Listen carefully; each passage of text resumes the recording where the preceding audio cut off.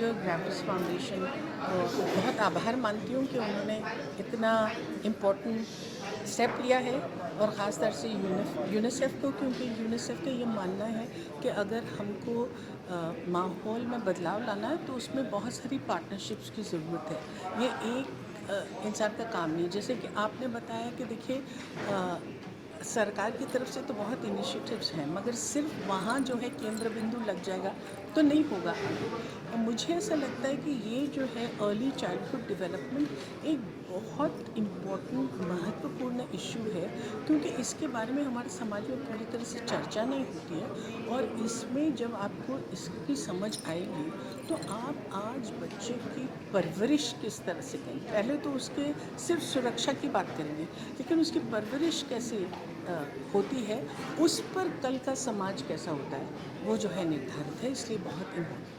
Usha ma'am, आपसे जानना चाहूँगा, तनीषा जी, शबाना मैम इस इनिशिएटिव से जुड़ गए, कितना फ़ायदा होगा?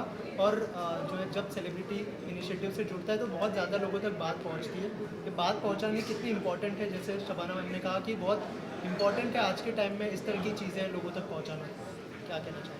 जी बिल्कुल। आज शबाना जी और तनीषा जी यहाँ पे है, सूरज मांझे सर है, संजय जी है।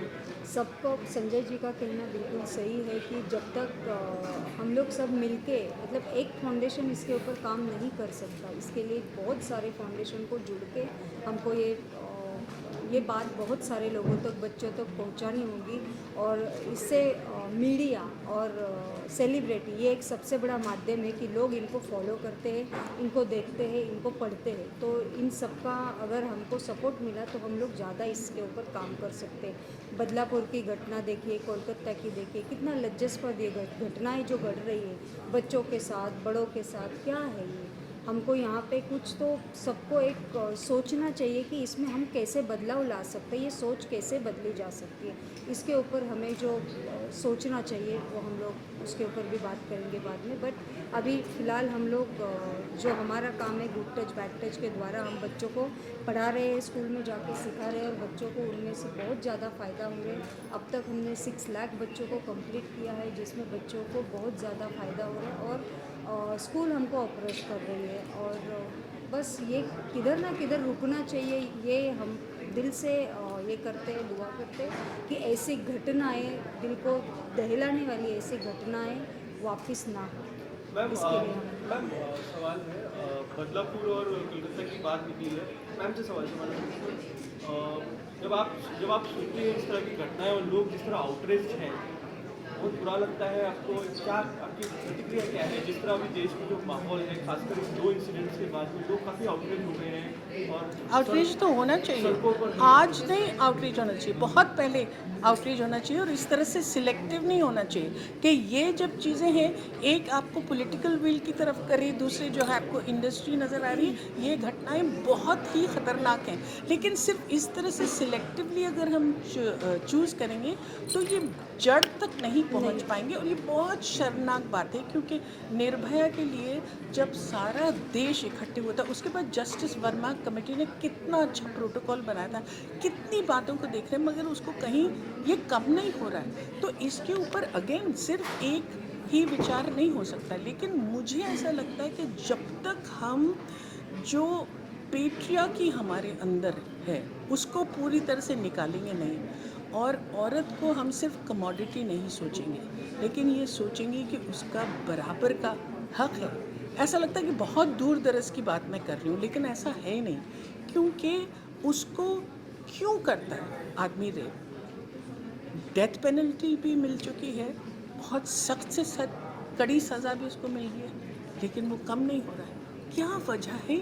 इसके लिए बहुत काम करना चाहिए। और डेफिनेटली जो प्रोटोकॉल जस्टिस वर्मा ने दिया है हमको, उसके ऊपर हमको काम करना चाहिए। तनीषा जी, एजुकेशन कितना बड़ा रोल प्ले करता है? जैसे मैम ने कहा कि डेथ पेनल्टी दी गई है फिर भी कम नहीं हो रहा है, तो एजुकेशन कितना बड़ा रोल प्ले करता है? और जो उषा मैम ने जो इनिशिएटिव लिया उसके लिए जैसे हम अभी एक ग्रेविटास और यूनिसेफ में हम बात कर रहे थे, it is basically about the 1000 days early child development के जो 1000 दिन होते हैं, जो पहले 1000 दिन होते हैं चाइल्ड डेवलपमेंट में, वहाँ सब डेवलपमेंट होता है, ब्रेन का डेवलपमेंट होता है, पर्सनालिटी का डेवलपमेंट होता है। और जब भी वो कम पड़ता है क्योंकि माँ नहीं प्रोवाइड कर सकती है, क्योंकि बाप नहीं प्रोवाइड कर सकता है, क्योंकि बच्चे को इग्नोर करते हैं, न्यूट्रिशन नहीं मिलता है, इसके वजह से ये सब प्रॉब्लम्स हो रहे हैं जब भी बच्चे बड़े होते हैं। तो I think in this 1000 days का जो फोकस होना चाहिए, यूनिसेफ जो कंसंट्रेट कर रहा है, सो जो संजय जी ने भी बोला कि ये हमें बहुत ज़रूरी पीरियड है, वो 1000 दिन का जो पीरियड है, वहाँ ब्रेन में सारे न्यूरॉन्स वहाँ डेवलप होते हैं, वहाँ बच्चा को वो पर्सनालिटी भी डेवलप होता है कि वो बच्चा कैसे ग्रो होने वाला है, और वो कम पड़ रहा है। हमारे बच्चे मैल न्यूट्रिशन है, हमारे बच्चे शॉर्ट बन रहे हैं, स्टंटेड ग्रो हो रहे हैं, इतना सारा फ्रस्ट्रेशन उनके अंदर है, तो वो फ्रस्ट्रेशन ऐसे इंसिडेंट्स में ही निकलता है, वेदर इट्स बदलापुर और it's Nirbhaya, it's a inbuilt frustration कि हमें प्यार नहीं मिल रहा है, न्यूट्रिशन नहीं मिल रहा है। तो जैसे डॉक्टर प्रीति ने भी कहा, अगर हम मिट्टी को नहीं संभाल सकते हैं, जो माँ है, जो औरत है, वो हमारी देश की मिट्टी है, तो उसका सीड कैसे ग्रो होगा। तो जब तक हम बच्चों की परवरिश नहीं कर सकते, तब तक हम देश की परवरिश नहीं कर सकते। सूरज जी, ये क्वेश्चन आपके लिए सर थोड़ा बता। You I am from government club and ये क्वेश्चन आपके लिए, you are a bureaucrat, but ये जो इंटेलेक्चुअल कन्वर्सेशन जो हमारे हुआ, that is obviously good, but ये मास तक लाने के लिए हम लोग क्या कर सकते हैं? What kind of policies can be draft? तो इस गवर्नेंस के पर्सपेक्टिव से आप इसके बारे में कुछ बताइए। नहीं, गवर्नेंस में ये है कि हमारी जो SCRT है, state council for educational research and training, वहाँ हमारी एक कोर कमेटी होती है। तो जितने भी कॉन्फ्रेंसेस में जाता हूँ, मैं हमेशा ये खबरदारी लेता हूँ कि उन लोगों को उस कोर कमेटी से मैं कनेक्ट कर देता हूँ। जैसे कुछ दिनों पहले हम अनन्या फाउंडेशन एक काम करता है, उसके पास हम गए थे, ठाणे में काम कर रहा है, उसे हमने कनेक्ट किया। काफ़ी सारे, अर्पण है, संकल्प है, बहुत सारे हैं। तो अभी हम इनके साथ भी अभी हमने उनसे बात की है कि we will get connected with each other and we will try to institutionalize it. 2 चीज़ें जो बहुत खास करके उभर के आई है इस कॉन्फ्रेंस में, एक तो चीज़ है कि ये हर एक की जिम्मेदारी है। हम ऐसी संजीदा घटनाएं जब होती है तो हम हमेशा pointing figures at each other ऐसा करना शुरू कर देते हैं, लेकिन ये बात समझने की ज़रूरत है कि कोई प्रॉब्लम्स होते हैं वो सोशल प्रॉब्लम होते हैं, जिसका हल समाज के हर स्टेक होल्डर ने ढूंढना चाहिए और करना चाहिए। जैसे बहुत अच्छे से किसी ने बताया कि जो कुछ कर नहीं रहे उन्होंने कुछ करना चाहिए, जो कुछ थोड़ा बहुत कर रहे हैं उन्होंने ज़्यादा करना चाहिए, और जो बहुत ज़्यादा कर रहे हैं उन्होंने अच्छे से करना चाहिए।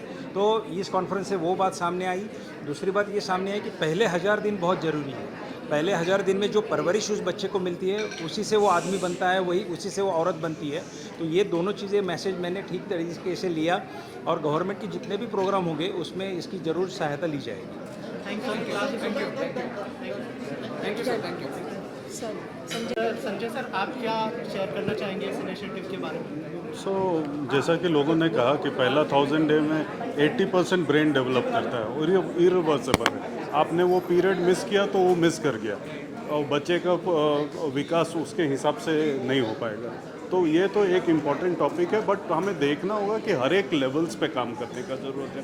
सरकार सब कुछ नहीं कर सकती है, सरकार सर्विसेज प्रोवाइड कर सकती है, बट लोगों को सामने आना पड़ेगा सर्विस लेने के लिए।